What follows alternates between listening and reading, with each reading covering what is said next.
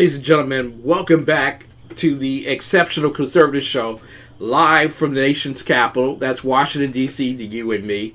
We certainly are not ashamed of the good news of conservatism, for it is the power of liberation, first to the Republican and then to the tyrant. Tonight we have with us a very special and great guest.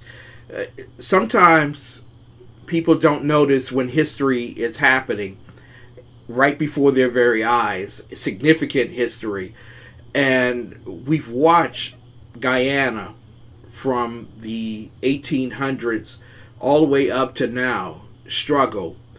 Robert Sidi, my guest for this particular evening, has an answer to take Guyana out of the mud of its inability to succeed economically, the miry clay, some would say, onto the solid rock of success, joining the United States of America.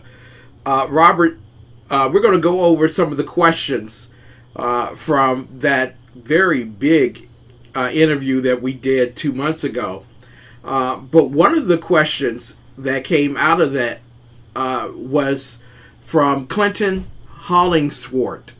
Clinton Hollingsworth. He said, "Who is this guy? Who are you, sir?" Well, thank that person who made the comment for the question. I'm Robert Sidi. I'm a natural-born American citizen. I'm an immigration lawyer, and I've been to Guyana twice. And I had many clients that were stuck in a legal limbo. Mm-hmm. And there was no way out. And it troubled me. And I started to think about a political solution for the problem rather than a legal one, which really wasn't afforded to them back at the time in the late 90s when I started the website and came up with the concept. Now, Robert, in the sense of immigration, a lot of people have this idea that entering into the United States of America is very easy. And quite frankly, you just have to fill out some paperwork, and the next thing you know, bam, you're in the USA.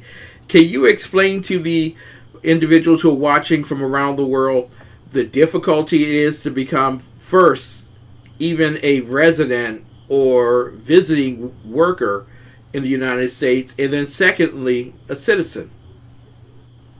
Well, I'll even go back one step. First, you've got to get into the U.S., okay? So you need a visa. You need a tourist visa, usually, or a student visa. Mm-hmm. And many people, excuse me, in the 80s and 90s could not get a visa out of the American consulate. They weren't qualified under law for a tourist visa or a student visa, and they were desperate to leave. And so what they did was they entered the United States without inspection, and that was commonly referred to back then as backtrack. Mm-hmm. And that left them in a difficult situation that they really couldn't get a green card sometimes if they backtracked their way into the U.S. I hope I'm making myself clear. Yeah. So once they got in, they were living here. They could actually live a pretty normal life, but they didn't have legal status. That was their problem. The ones who were lucky enough to come with a visa, let's say a tourist visa, well, they had a way to get a green card and then eventually U.S. citizenship. The key was to enter with a visa. And many people had no choice but to come without inspection, to enter the U.S. without inspection.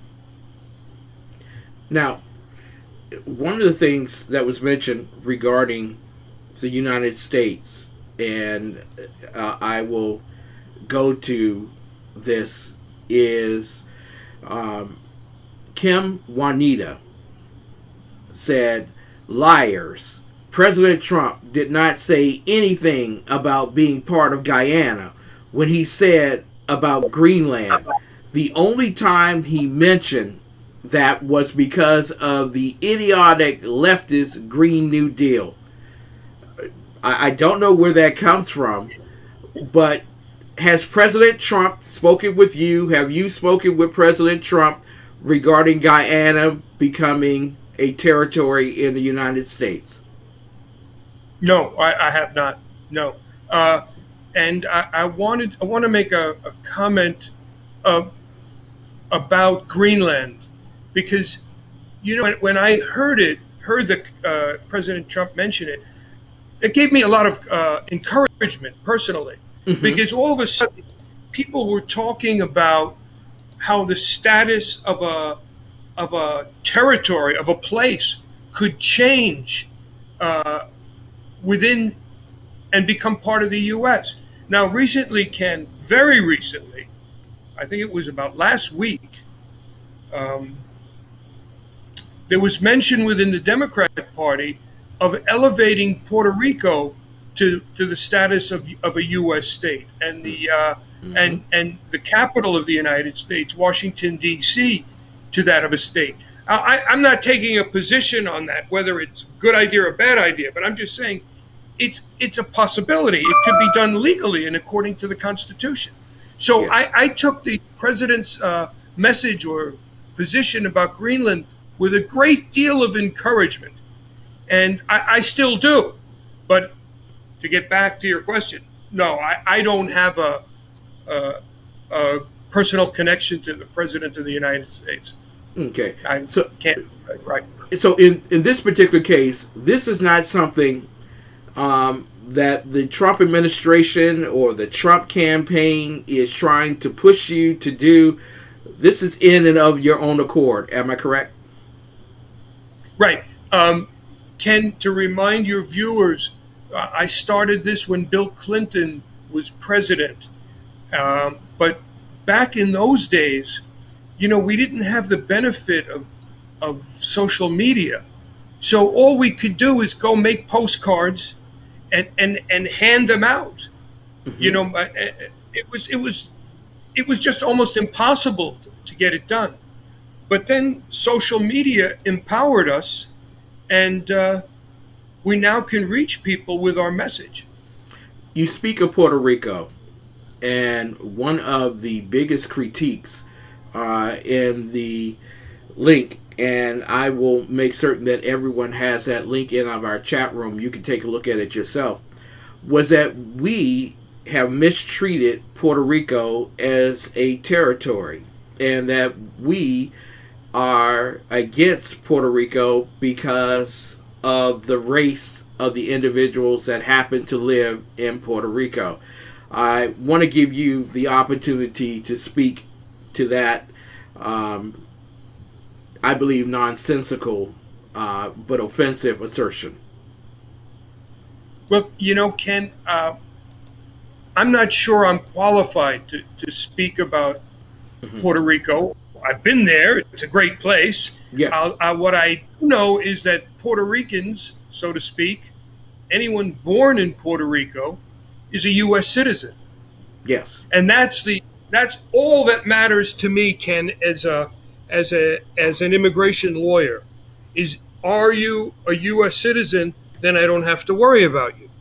It's when you're not a U.S. citizen that I have to worry about you.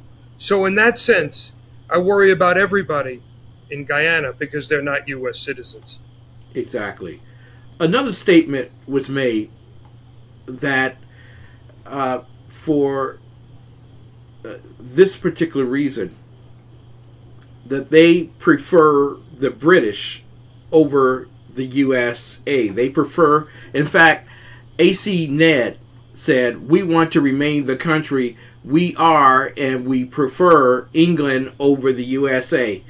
Why would a country that took its independence from the colonial strife of England prefer to go back to England if they wanted to be a territory?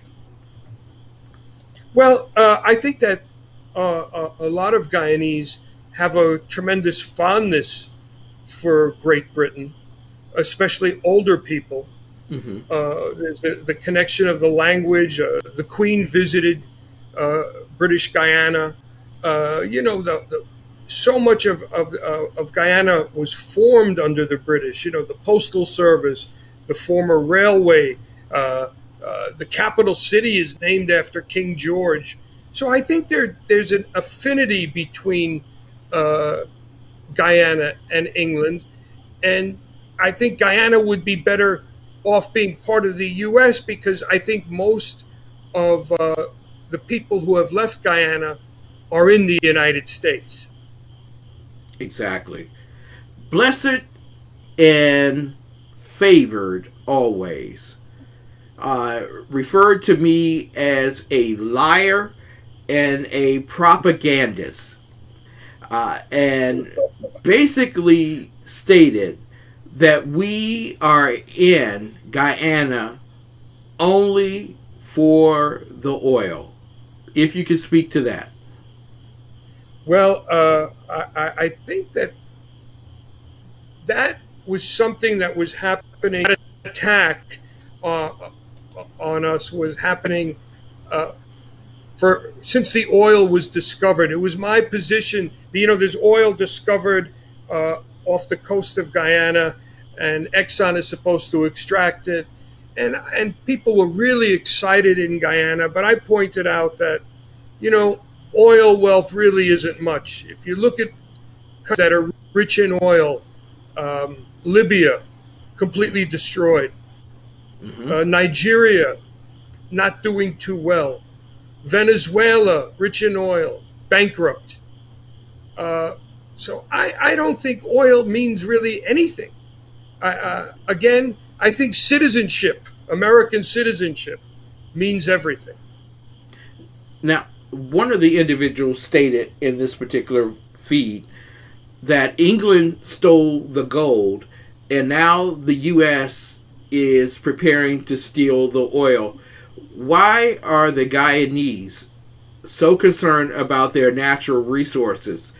And why would the U.S. be the best protector of the Guyanese resources? Well, I can't speak to the fact if it's true or not, if the British took the gold out of Guyana, if there was a lot of gold there. I really don't know. Yeah. But I think that a developed nation could provide Guyana with a lot of expertise on protecting natural resources and developing natural resources in the best way possible. If that answers your question. Yeah, because what you're talking about, and let me ask it in this form. Where is the institution, the college, the university, the training facility that deals with petrochemical matters and Guyana? Where is that? I don't believe there really is one in Guyana. Exactly. So that's what I'm saying. They've been looking for oil in Guyana and found it back in 1918. And yet there is no petrochemical institution. There is no training. There are no resources to teach the extraction. So literally, Guyana may have the resource, but it's of no use if you can't get to it. Am I right about that? Well, if you're right about it, yes. And especially if you can't get to it in a safe and economical manner and without destroying the environment. And if you take the oil out from the shore, there wouldn't even be any need to process it in Guyana. You could bring it to Texas and process it. And it's like, and Guyana would still own it. Alaska owns its oil. Yes. It's not like Guyana, Alaska doesn't have any say over its oil. Alaska owns all its oil. So yeah. And I want to, if I could add to what you just said, every year, every citizen in Alaska gets a royalty check for the oil that is pulled out of their state every year. Each and every one of them. That same thing can happen with Guyana. Am I right? I believe it could, yes. Right. Exactly. So when it comes to Guyana, how come the citizens there haven't been receiving royalty checks? They've been pulling oil since 1918. How come there's no money going to the people? Well, I don't think they're able to pull that much oil out. You know, they just don't have the capability, the industrial capability, and the technological capability. And I think Guyana would be much better off being part of the United States and everybody having U.S. citizenship. Exactly. Dorothy Christian said, the USA is a bully. How can you dump an illegal and a dangerous people to our nation? We are a moral nation. You all are liars. And now using religion. A corrupt leader leading with corruption and thieves. Leaving this country with attacks and witch hunting. But the PPP /C cabals never say anything about children who were attacked and chopped and killed. Is this what you dump on the Guyanese black population and says you want us to submit to a regime change? Lies is what you are peddling. What exactly is going on in Guyana that Afro-Guyanese and Indo-Guyanese can't rule together? I think it's a historical problem that relates to the two different ethnicities being there in a large proportion of the population. But I don't know if we should take that person's comment as mainstream. Okay. You know, I think it's a little bit over the top or off the spectrum of mainstream. You know, I just don't think it's a legitimate comment from that we need to deal with. Now, did we have anything to do with the ethnic disharmony in Guyana, the USA? I believe not. No. Exactly. No. Because you know, until the '60s, Guyana was part of England, and then it was on its own. And when it gained independence, that's when the emigration out of Guyana really began, and people started streaming into America whichever way they could. Now, of course, there's it's much more difficult to enter the U.S. without inspection. So people need a visa, and it's more difficult to get a visa. But everyone's already there's enough people here that there's a tipping point. If you know what I mean, that they could bring their relatives in Guyana to America. Now, Robert, you doing a great work. You are focused on the immigration issue. You're focused on Guyana becoming a part of the U.S. It is the only English-speaking country in South America. It has, yes, a lot of natural resources, but they are underdeveloped.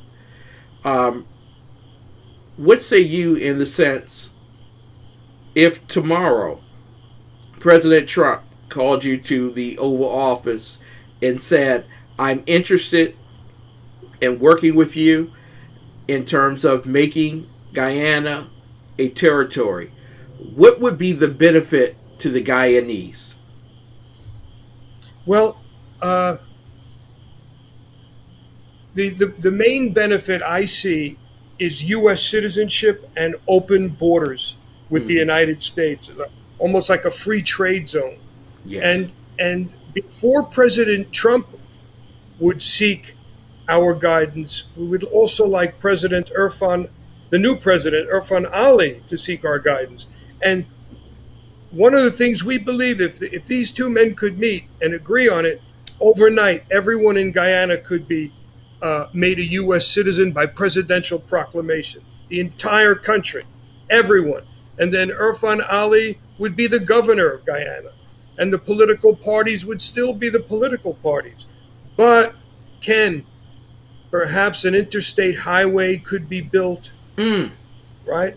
And 5G networks could be built, and all the fire stations in Guyana would be renewed, and the police would have decent vehicles, and just as Puerto Rico has the same as Puerto Rico has the National Guard, Guyana would have the National Guard. I think unlimited opportunities that would be bestowed upon the people of Guyana is just a great reason for everyone in Guyana to support us and to support this movement, to follow us on Facebook and to like our page and to talk about it with everybody. And this is not a hostile takeover. This is like joining a family that wants you. Yeah. With tremendous benefits. I mean, it's just, there's no reason not to do it. And I just stress that to the politicians or to the people who work at, let's say you work at Guyana in the control tower. Now you're gonna be working for the FAA instead. Yes. So every way you look at it, every way you look at it, it's just a tremendous benefit. Now, President Trump may say, well, what do we need it for? But I don't think he'd look that way because he's in real estate, right? So he knows the value of Earth, right? And why would he? I believe he'd be for it. He would be supportive of it. Now, the same thing if Senator Biden, Vice President Biden, were to become president, if we could reach him, I think he would see the benefit of it. Exactly. But right now we're at a grassroots level. We're building. We're talking about it with ourselves. Everybody needs to call and write and text their parliamentarian in Guyana, their mayor in Guyana, their congressperson in the U.S., Secretary Pompeo. We need to get out there and keep discussing it, to share this video, to share the webpage. And I think that's the way to do it. We can hope that President Irfaan Ali and President Trump come to an agreement before we have to do all that work. But just in case they need our support, they need our push, we're ready to help. Now, Robert, one of the things I wanted to pick up on and what you said and held that point is that Guyana remains self-governing. You have a governor, you have mayors, you have courts, you have a Congress or a House of Representatives and your own Senate. You rule yourself under the auspices of the U.S. Constitution.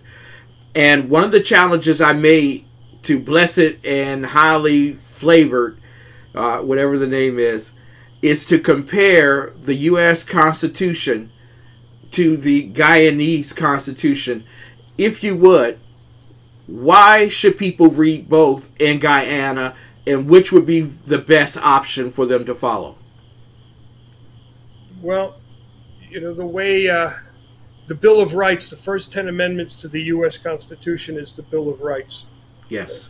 Freedom of press, freedom of speech, freedom of religion, of assembly. And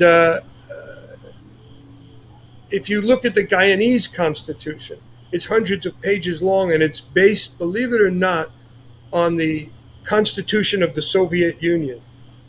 So it's not the right document to follow and for the benefit of the people of Guyana. And I think the U.S. Constitution would be a much better way to go.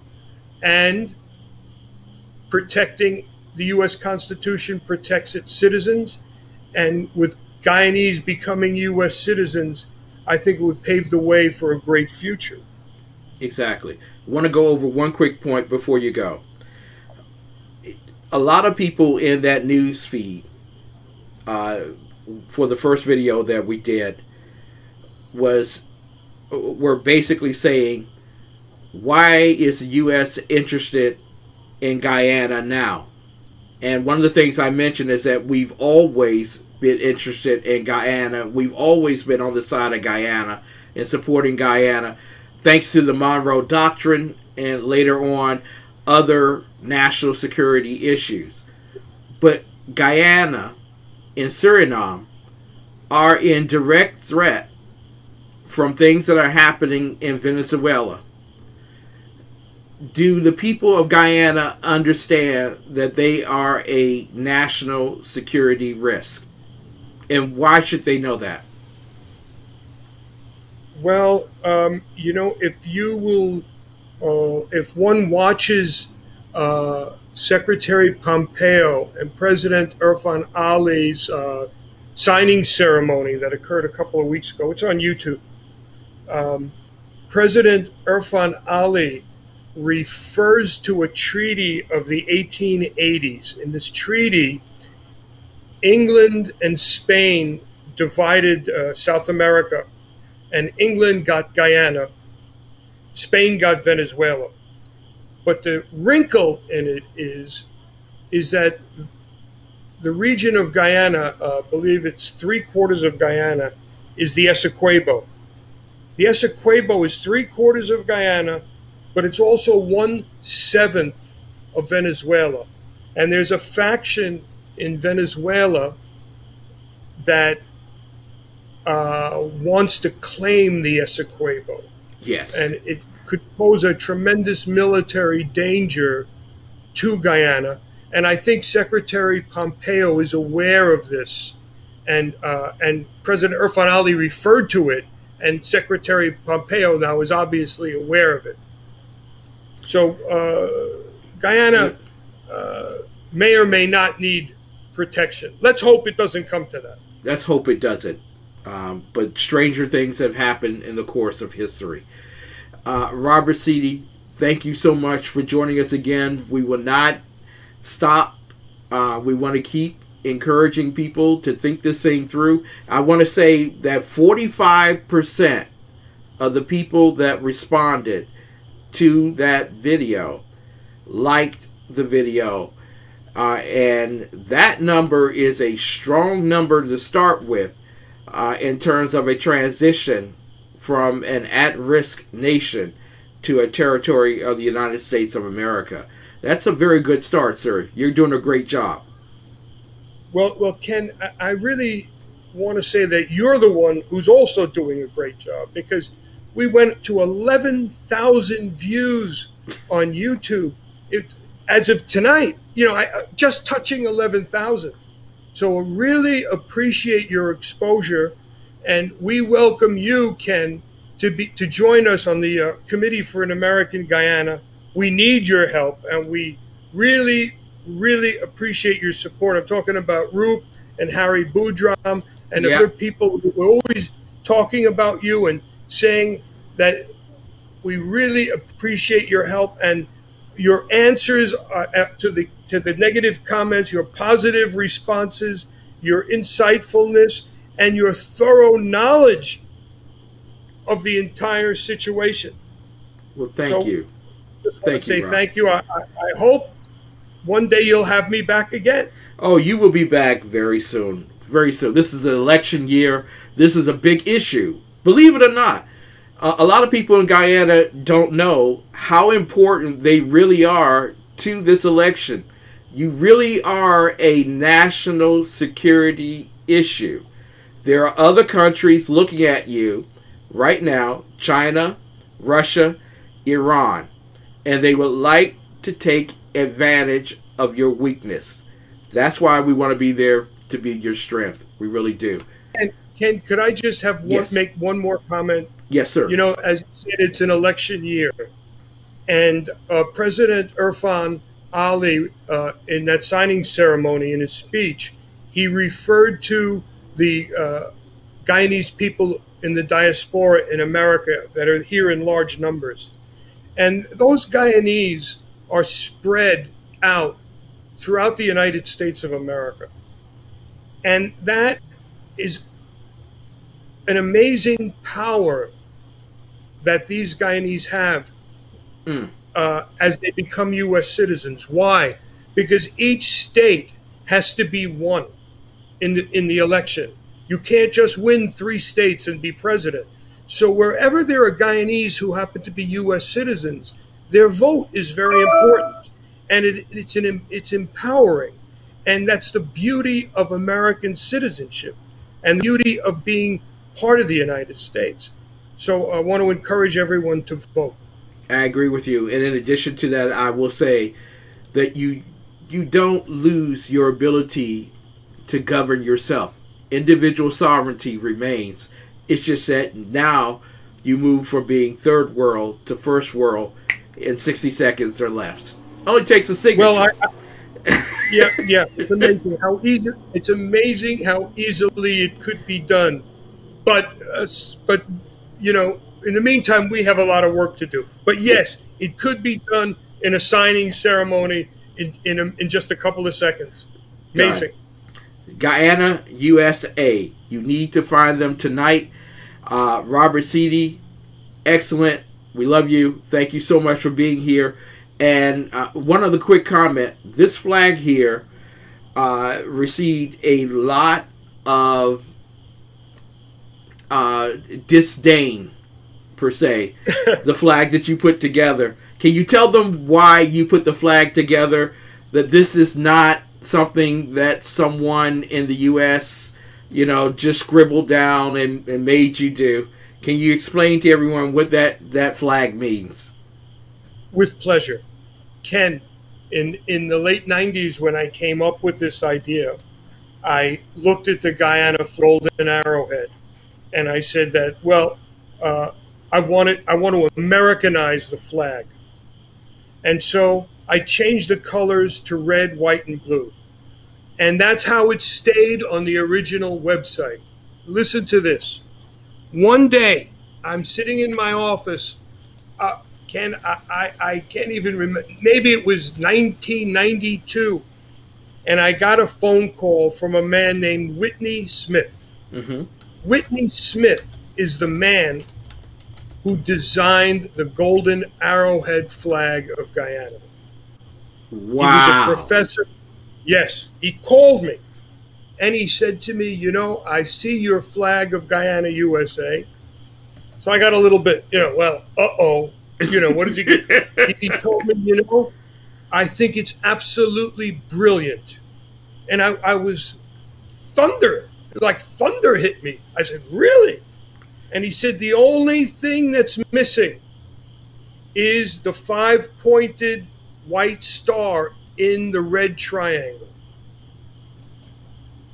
And so I eventually found some graphic people, and they put that white star in. So that was put in after Professor Whitney Smith passed away.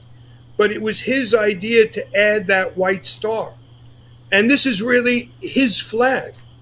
Wow. So even though I'm very proud of it, because I created it in a sense, it's really his. It's not mine. So the creator of the Guyanese flag literally created this one. This is his handoff.